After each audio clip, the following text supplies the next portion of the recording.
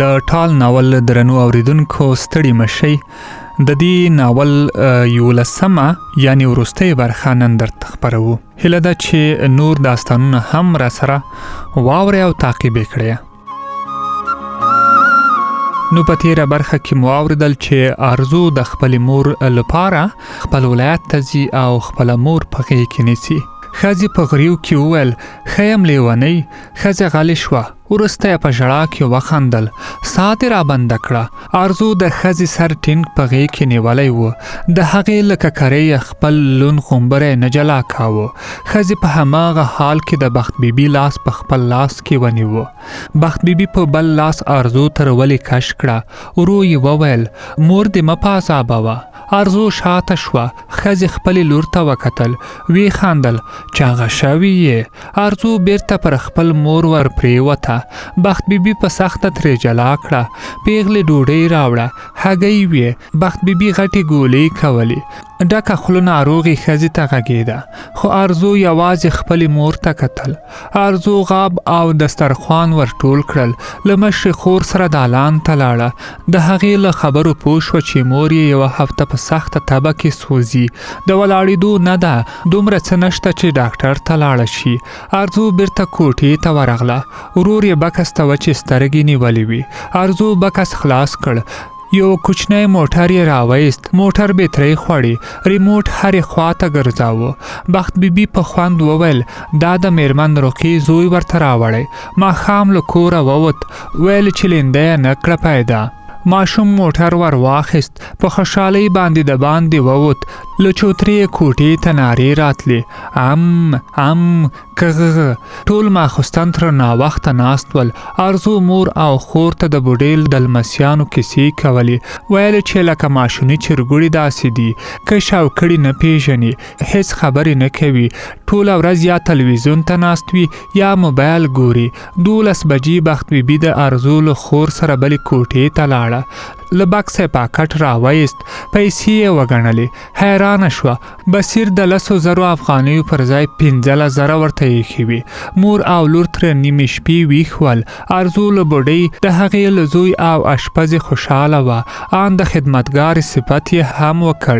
ویل چې اوس ډیر کار نه ور باندې لري. ارزو سهار وخته کلي ته ووته. یو کلیوالي موټر درلوده. هر سهار به یې کلیوال د ولسوالۍ تر بازار رسول. مازدیګر به هم موټر ډک راته. ارزو د تګ راتګ کرایه ور سره خلاصه کړه. 2 بجې بخت بیبي له خپلې ناروغې خور سره بازار ته لاړه. غرمه له ډکې خلطې دوا سره بیرته راغلل. بل سهار بخت بیبي بیرته کابل ته لاړه. ارزو په هماغه ورځ د کلیوالو پورونه خلاص کړل. دوا او پورونه یوازې 2,800 افغانۍ ور پرېښودې. بل سهار له خپلې خور سره د کور زړې بړستنې او توشکې لمر ته هوارې کړې. د بوډۍ خبرې یې کولې. ویل چې لمر د بړستنو او توشکو میکروبونه وژني.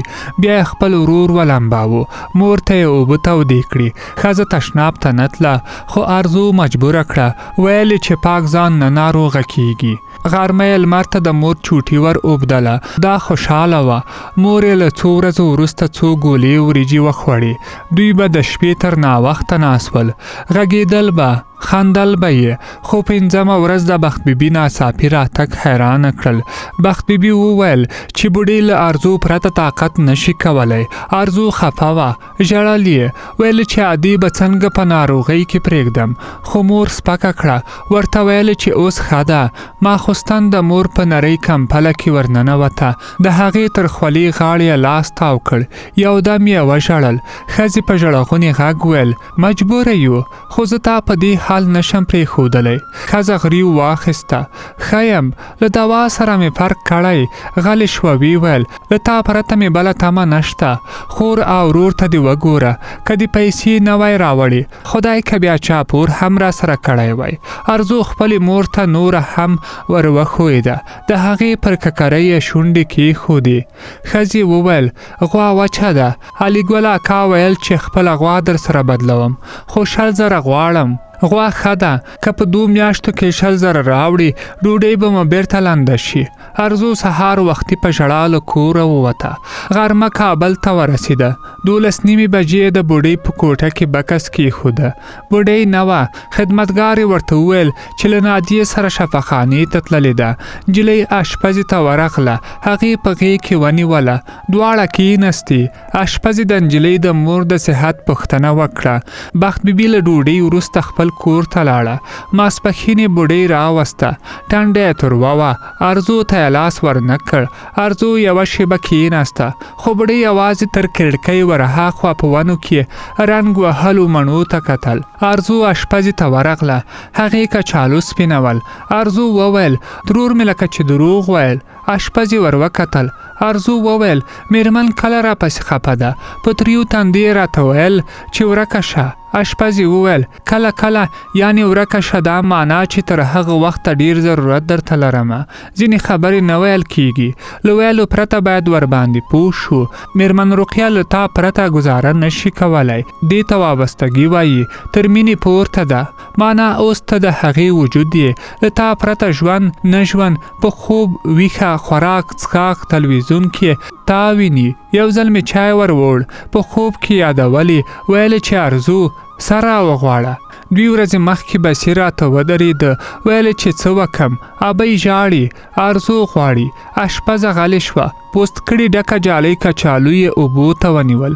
وی ویل میرمن له تا په دې خفه ده چې ولې دې یوازې پرېښې وه. د کار په خاطر نه بل چا به هم کړی و. خبره د ګرانښت ده. کله کله له یو چا خفه کېدل د ګرانښت وروستی حد وي. غلې شوه. وی ویل هله یوه پیاله چای وروړه. ارزو له پتنوس سره کوټې ته ورغله. بوډۍ هماغسې د مڼې ونې ته کتل. ارزو وویل چای واچوم. بوډۍ غږ ونه کړ. ارزو پیاله ډکه کړه. د بوډۍ تر څنګ پر کټ کېناسته. سر یې وځړېده. بوډۍ په غریو کې وویل نه بتلې. ارزو سر پورته کړ. بوډۍ هماغسې د مڼې ونې ته کتل. ارزو وویل مور مې ښه نه وه. بوډۍ یودم وژړل. نو زه کله ښه یم؟ ارزو ودرېده. د بوډۍ سر یې پر خپل ټټر پورې ونیو. بوډۍ پرېوته. ارزو روجایي پرې کش کړه. د باندې ووته. بکس یې خلاص کړ. خدمتګارې ته ورغله. هغې المارۍ پاکوله. ارزو وویل دا مې تا ته راوړي. خدمتګارې ور وکتل. نجلۍ په روڼ پلاستیک کې څو تک سپین کرت ورته نیولي وو. خدمتګارې پلاستیک ور واخیست. کرتو ته یې وکتل. ارزو وویل پاک دی. له تاج ملوک مې واخیستل. زموږ همسایه ده. کرت په جالۍ کې لمر تږدي. خدمتګارې په بیړه پلاستیک خلاص کړ. د کرتو یوه وړه ټوټه یې خولې ته واچوله. سترګې یې ډکې وې. د نجلۍ پر سر یې لاس تیر کړ. ارزو د اشپزې برخه هم وروړه. پاتې کرت یې نادیه مریم او جاوید ته وساتل. مازدیګر په چمن کې ناست و چې بصیر راغی. هغه د ارزو له ناڅاپي راغوښتلو بخښنه وغوښته. وی ویل چې پخوانۍ خدمتګارې ته یې تلیفون وکړ. د 2 هفتو لپاره یې د 1 میاشتې تنخوا ورته ومنله. خو ابۍ بل څوک نه غوښتل. ان دوا یې نه خوړه. د ډوډۍ پر وخت هم د بوډۍ تندی تریو و. سهار بوډۍ لمر ته پرېوته. ارزو ورغله. بوډۍ سترګې رڼې نه کړې. ارزو کېناسته. د بوډۍ پایڅې ور پورته کړې. بوډۍ ور وکتل. ارزو وویل د شړشمو تیل مې درته راوړي. بوډۍ بیرته سترګې پټې کړې. نجلۍ د هغې ډانګرې پښې ور غوړې کړې. سر ته یې ورغله خو بیرته ولاړه شوه. لاسونه یې د نل اوبو ته ونیول. بیرته راغله. د بوډۍ سپینو ویښتو کې یې ګوتې تېرې کړې. ورو یې وویل بوی یې ځي. بوډۍ ور وکتل. ارزو وویل خپل لاسونه یادوم. په ځینو خلکو د شړشمو تیلو بوی ښه نه لګیږي. بوډۍ ورو وویل بیا مزه. د ارزو سر وځړېده. قرآن کتلم خو مور مې ښه نه وه. ښه بیا نظم. غلې شوه. د بوډۍ سر یې ور پورته کړ. پر خپل ځانګانۍ کېښوده. دواړه غلې وې. نرم باد چلېده. له اشپزخانې د لوښو د مینځلو کړنګا راتله. ارزو وویل ګاټې مې راوړي. را یې وړم. د بوډۍ شونډې ویړې شوې. ارزو په بیړه وویل ودې بخښلم. نه خو ودې خندل. بوډۍ وخندل. ارزو وویل ګاټې راوړم. بوډۍ خپل سر د نجلۍ له ورانه پورته کړ. ارزو کوټې ته لاړه. شیبه وروسته بیرته راغله. وی ویل دا مې د سیند له غاړې درته راټول کړي دي. بوډۍ ورو وکتل. نجلۍ پر فرش سپینې وړې ډبرې کېښودې. وی ویل ګاټې نو په پرېوتو نه کېږي. بوډۍ یې تر ولې ونیوله. شاته یې بالښت ور کېښود. جاوید له توپ سره راغی. په چمن کې یې توپ په لغته وهه. توپ پر دیوال ولګېده. بیرته د هلک پښو ته ورغړېده. خو دویم وار ونې ته درولی د لرګیو یوه پایه ړنګه کړه. ګڼې مڼې راتوی شوې. بوډۍ ور وکتل. څه یې ونه ویل. د ارزو غږ یې واورېده. اول وار به تا ته درکړم. وړې وړې ډبرې ور واخیستې. درب شو. ارزو پر اړخ ړنګه شوه. بوډۍ چیغه کړه احمقه دا ځای د نه فوټبال دی. جاوید راغی. توپ یې ور واخیست. کور ته ننوت. بوډۍ ارزو ته وکتل. د نجلۍ سترګې ډکې وې. بوډۍ وویل ژوبله شوې. ارزو په ژړا کې وخندل. نه سوک و. د بوډۍ ټنډه تروه شوه. سوک نو داسې نه وي. مخ د یوې خوا ته کوږ کړ. نادیه راغله. ارزو یې تر زنې ونیوله. د هغې مخ ته یې وکتل. وی ویل دا خو روغه جوړه ده. نادیه وویل ابۍ خپل مسي ته څوک احمق نه وایي. بوډۍ وویل دا تنګه حویلۍ د فوټبال نه ده. د نادیه ټنډه تروه شوه. هلک دی ته ووایه چیرې ساتې رای وکړي. بوډۍ غلې شوه. نادیه بیرته کور ته لاړه. بوډۍ پریوته. ارزو وویل نو ګاټې نه کوي. وار دې دی. بوډۍ په ژړغوني غږ ویل نه بل وخت. نجلۍ د زړې ښځې په ویښتو کې ګوتې تېرې کړې. وی ویل چای د میوې اوبو څه درته راوړم. نه کوټې ته ځم. ماښام ارزو له اشپزې سره ناسته وه چې له دویم منزل د نادیې تېره چیغه راغله. ضرور نه ده چې د یوې نوکرې په خاطر خپل مسي ته احمق ووایې.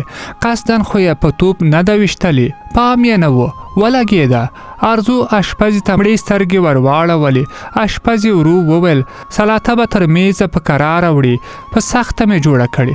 ګوره چې د ګشنیزو له پاڼو جوړ ګل درنه ړنګ نه شي. بصیر له پورته راښکته شو. ټنډه یې تروه وه. نیغ د بوډۍ کوټې ته ورغی. اشپزې وویل ستړی دی چای وروړه. ارزو پتنوس ور واخیست. ورغله. بوډۍ پرته وه. د بصیر د تندي ګونځې ژورې وې. د تلویزیون چینلونه یې اړول. ارزو وویل یوه کاچوغه بوره بس ده. بصیر چیغه کړه په کراره مې پرېږده. ورخطا نجلۍ ژر له کوټې ووته. بام ته وخته. زنه یې پر کټاره کېښوده. پا وروسته یې بصیر تر څنګ ودرېده. ورو یې وویل حویلۍ مې درپسې وکته. نه وي.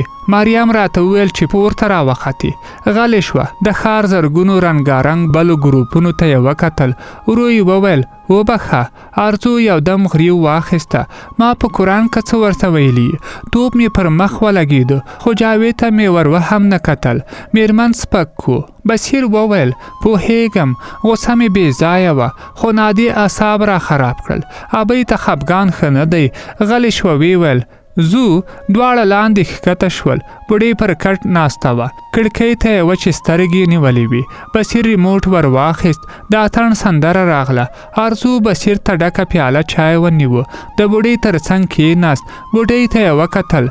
وی ویل که مې انا دلته وای اوس به یې اوږې خوځولې. بوډۍ هماغسې کړکۍ ته کتل. ارزو وویل پوهېږم اتڼ دې نه دی زده. بصیر وخندل. ابۍ او دا اتڼ به یې نه وي زده. ما په ځوانۍ کې لیدلې وي. په یو وار به و څرخه راتاوېده. ارزو بصیر ته وکتل. ستا زده دی؟ ولې نه؟ بوډۍ ته یې د سترګو له کنجو وکتل. وی ویل درته وایچوم. ارزو د کوټې د منځ میز دیوال ته ورنږدې کړ. بصیر ودرېده. لاسونه یې سره واړول. ارزو خندل. بوډۍ تروه ټنډه نیولې وه. ارزو د کوټې ورته ورغله. ناره یې کړه مریم راغله. خپل تره ته یې وکتل. یو دم یې په زوره وخندل. ورغله. ډول ته یې نڅا پیل کړه. جاوید هم په نڅا کې ورګډ شو. دوی خندل.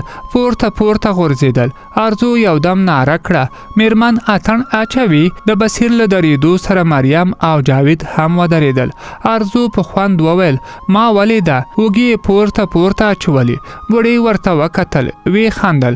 دروغ وایي. بصیر د خپلې مور تر څنګ کېناست. په خندا یې وویل رښتیا؟ د بوډۍ ټنډه تروه شوه.